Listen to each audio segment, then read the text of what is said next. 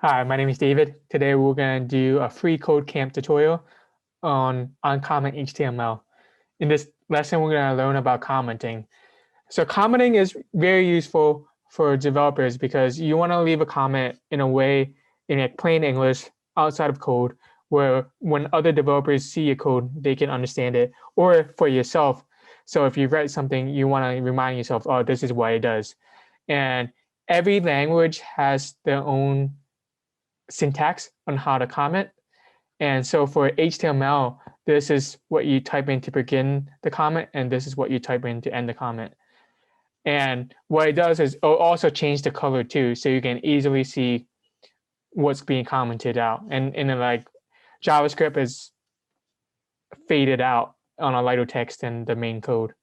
And we're here, this is also a way you comment on JavaScript, but we're going to look at the HTML one for now.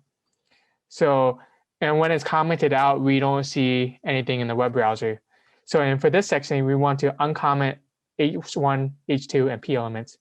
So we just have to delete the beginning comment and the ending comment. And there we can see it back up again. And that's it. Thank you.